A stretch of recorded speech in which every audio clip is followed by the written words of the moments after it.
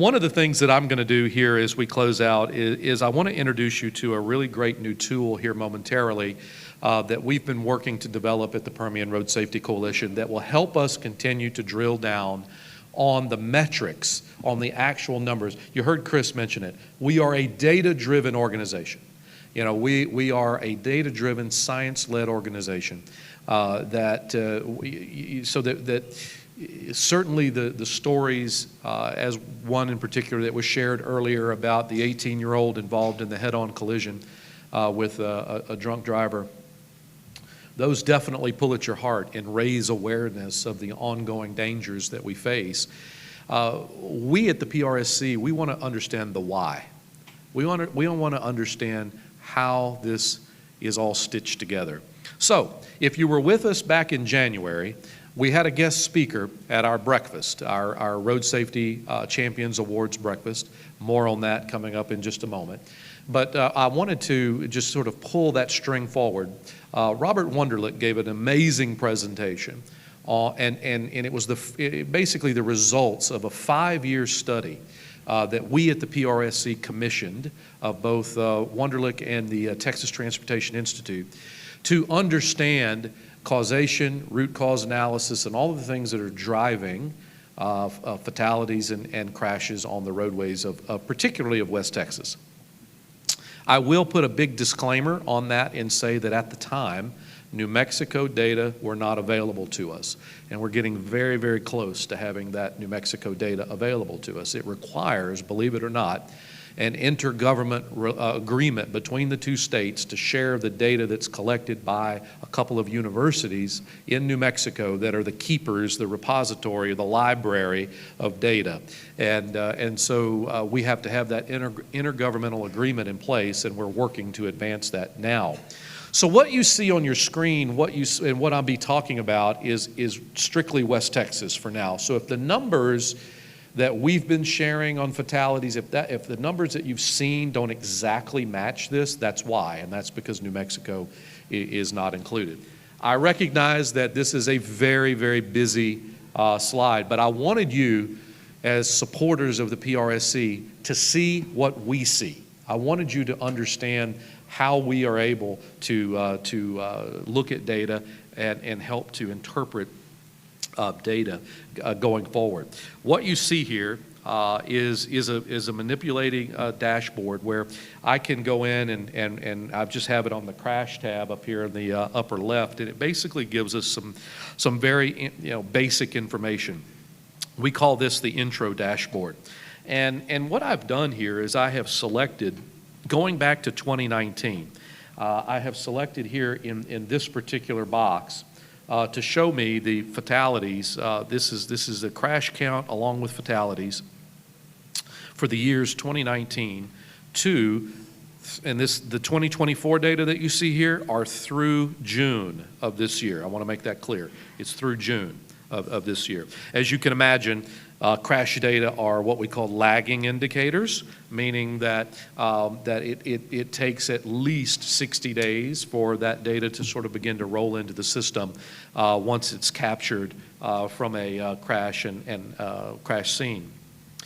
But you heard a couple of folks talk about the bubble, the COVID dip and then the post-COVID bubble, and you can see that reflected here pretty easily, right? We dipped during COVID to 160 total, and then you can see that and again this orange and this yellow here, you might see the code at the bottom is multi-vehicle versus the one motor vehicle, okay?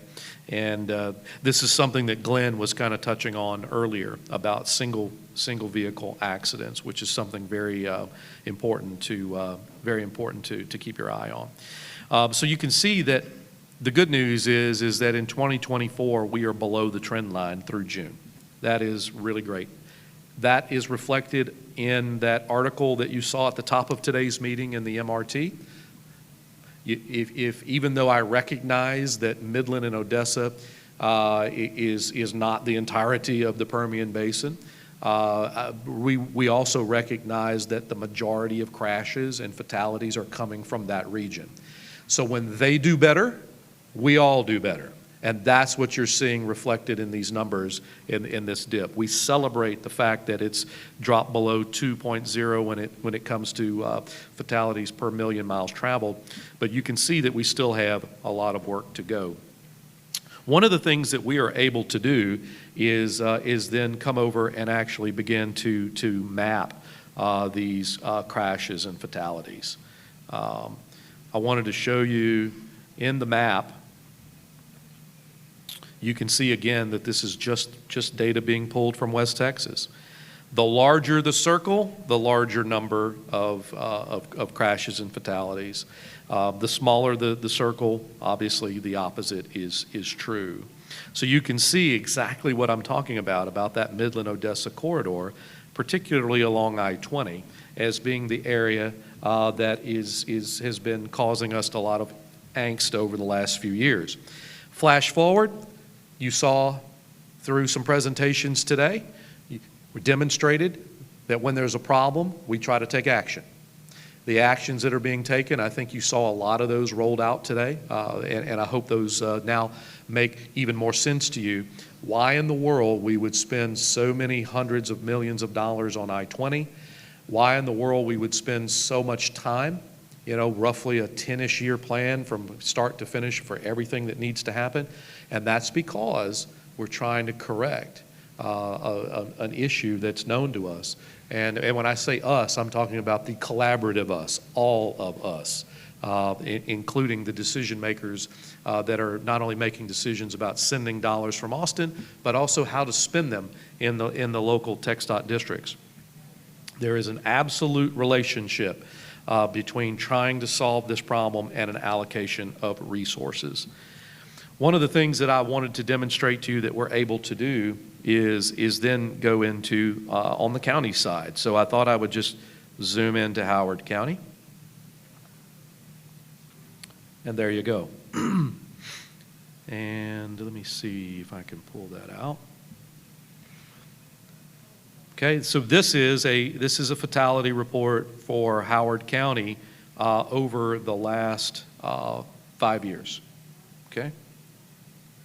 You can begin to see, again, the interstate corridor right in town, okay? You can begin to see it. And so this is how decisions are made. Folks like TxDOT or on the New Mexico side at NMDOT are looking at this data and making key decisions about where to allocate resources. You heard Glenn go into here in the Abilene district, how they've decided to do certain things. You see this 3 down here is right along that area where it comes out of 4-lane divided and kind of picks up some of the 4-lane undivided. So you heard him talk about some of the solutions that are being done along I-20, and you can see exactly why, because that's where the numbers are. So one of the things that we can also do with this type of report is if I wanted to understand if a commercial vehicle was actually involved in any of these particular crashes or fatalities. Okay, so one of the ways that we do that is we actually created a bit of a shortcut on the dashboard. We call it Truck Tractor. It's a CDL required CMV. So you can begin to see, remember what the numbers were before? So this is 19, 20, 21, 22, 23 here in Howard County, and it's showing me 23 total. If I back out of that, 58 is the baseline number, right? So it's not quite half, not quite half. So where are truck tractor or CMVs? Again, you can go right into the data. You can drive right into the map, and it tells you exactly where. So this is a project that we worked on for better than a year with TTI. The data are updated usually to us on a quarterly basis. We still have access to the CRIS system, where if you're not familiar here in the state of Texas, crash records are kept inside of CRIS. And those data are generally publicly available. We've been through a course that has trained us on how to go in and pull data specific to the Permian Basin. and then do comparative analyses from one month to the other, from the same month a year ago to today, and help do this. And we see exactly the same thing, you know, as you know, our friends in the Odessa district or here in the Abilene district, they see the exact same thing. So we're on the same page. There's a ton of transparency that's happening here, which is really great.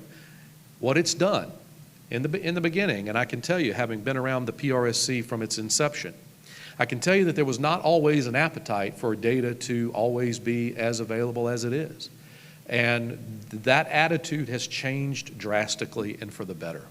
And I can tell you that what that's done is it's actually put up, you know, a bright light on the issue that has allowed us to go to Austin and lobby for additional funds. You heard Chris talk about that and give you the exact figures of what's now arriving to fix a lot of these issues that we did not necessarily have before.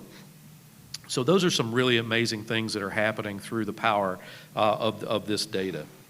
One of the things I wanted to touch on before I close on this portion of it is I wanted to talk a little bit about contributing factors. In my estimation, contributing factors don't get the real attention that they should.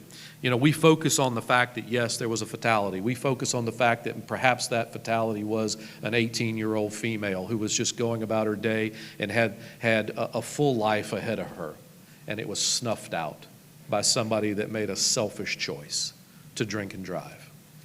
But and certainly we hear a lot about drinking and driving, and rightfully so. But there is an epidemic in this state, in this region, and in this country of distracted driving by the use of portable communications devices, i.e. your phone. We know it. We see it. How many times have you pulled up to a stoplight and you've looked to your left or looked to your right, and there's somebody that has their nose down in their phone, completely unknowing that the light just turned green? And it takes somebody behind them to beep the horn to say, pay attention. You know, I was only half joking when I said they really ought to rename the rumble strips the do not use your phone strip, because that's really what it is. And so this epidemic was really brought home to me last year with a story out of Andrews County. And it was a horrible, horrible incident where there were a driver believed to be distracted, drifted over the center line and struck a young female who was ejected from her vehicle. There were questions on whether or why the young female that was hit didn't take any kind of evasive action. Now, you know, I'm not pointing fingers at fault here, right? You got to stay in your lane. You got to keep your eyes on the big screen, not the little screen. You have to do your job.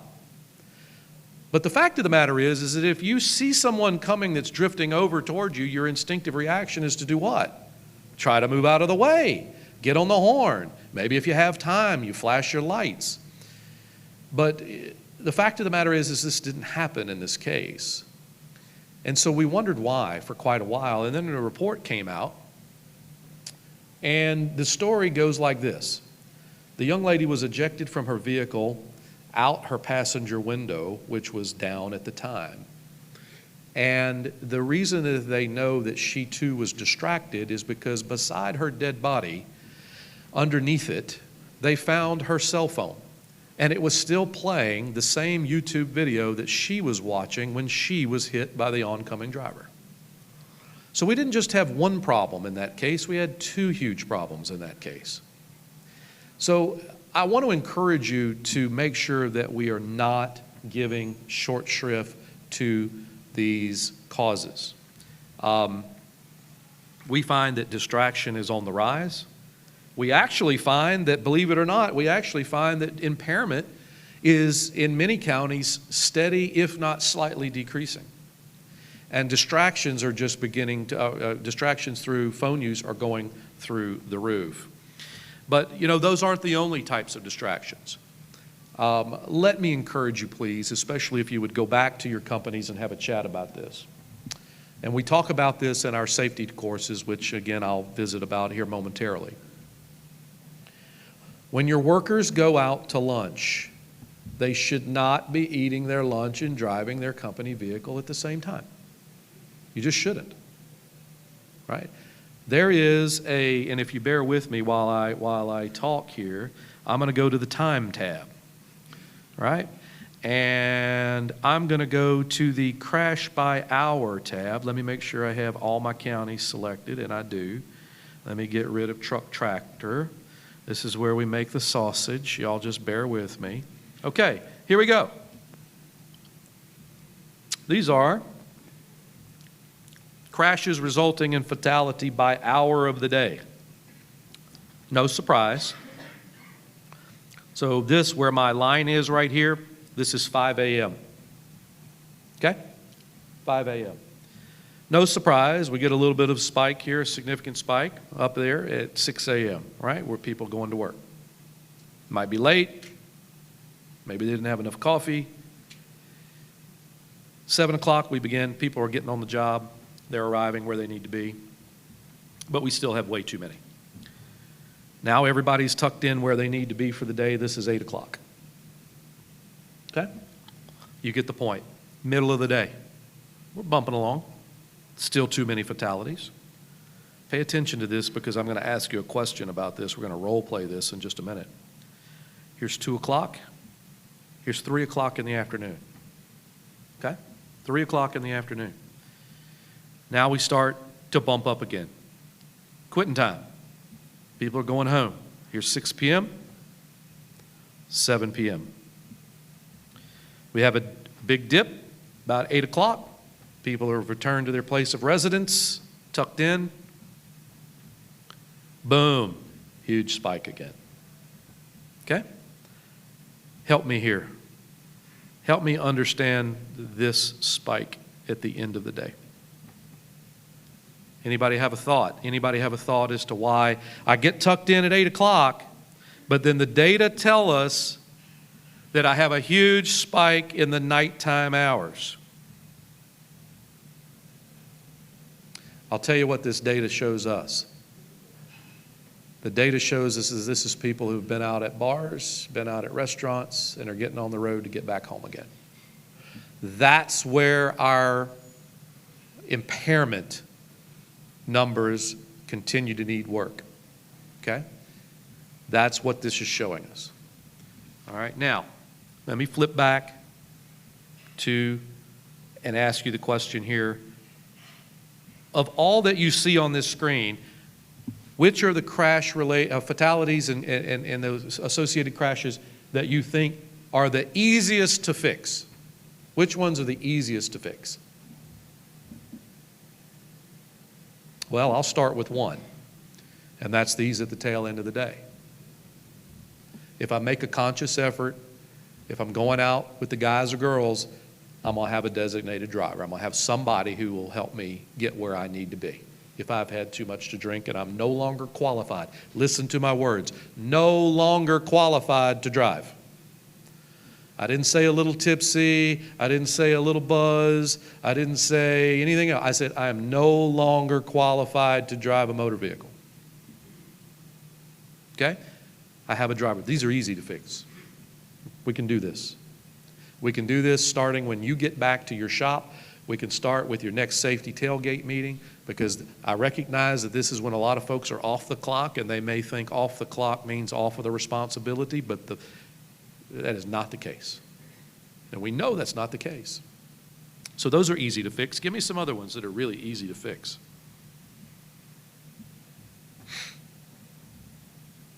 Real easy to fix.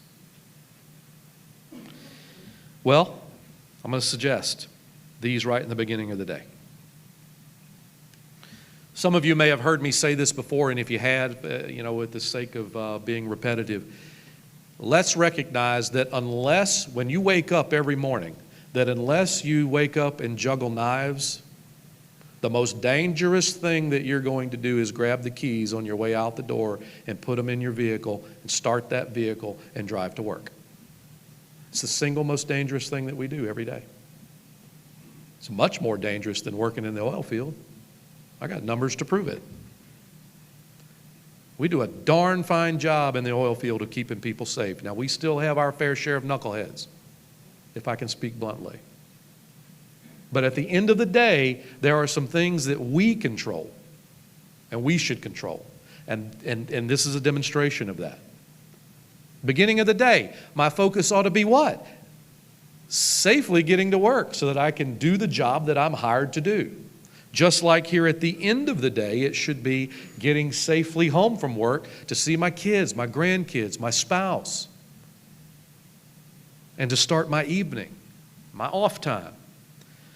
But for some reason, the time of day, that morning drive, and then this nighttime is problematic. So, what do we do about it? Sir?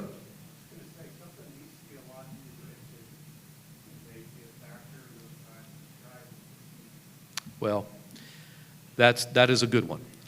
And in fact, there is some evidence about that as well, yes. I think when you look at the basin as a whole, one of the things that we have the ability to do is drill down on those data points. And oftentimes you can sort of co-locate those points with places, and you can begin to see some correlations there. And you're right, there are instances where, and I think Glenn touched on this about, single vehicles running off the road, i.e.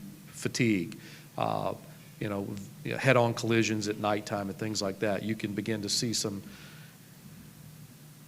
direction in that, some numbers going in that direction. But I think at the end of the day, we are incredibly, and my screen kind of shrunk on me here. Let me go back to it. We do see that this is where impairment is really creeping in again. One of the last things I wanted to show you about this particular report, and that is our ability to go down through driver demographics.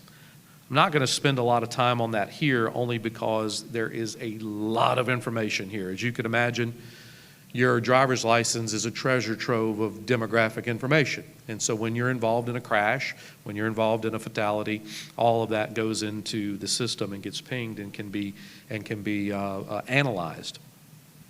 I would point out that the reason that PRSC, that we are interested in this particular screen, is because it helps us design programs specific for certain demographics. It's one of the reasons why we partnered with the Permian Strategic Partnership earlier this year on a program geared toward teen drivers, a program geared towards drivers that were, say, in their first year of driving. In other words, they're forming habits. We started a pilot program, and we did one in Odessa and we did one in Carlsbad. We were pleased with the results, and we're going to look to do more of those in the future. Probably the program may look a little different. We had a lot of learnings, as you can imagine, coming out of any pilot program. But one of the data points that we picked up on was the need to make sure that drivers in their first year here in the Permian Basin were as knowledgeable about Permian Basin driving as we could help make them. So that's a program. It's also helped us develop a program around, and let me go back to the home screen. You notice that we have a shortcut button here that we call white pickup. Well, the white pickup is, if you saw Dr. Wunderlich's presentation in January, and if you didn't, you can see it on our website, permianroadsafety.org. He used as the moniker of all things evil in the Permian Basin roads is your ubiquitous white pickup truck. And he had lots of data, and there's lots of information in that report that support his assertion that the white pickup truck is incredibly dangerous. And we like to think it's the truck's not the one that's the danger, right? It's the person who's operating the vehicle. But be that as it may, this ubiquitous white pickup truck.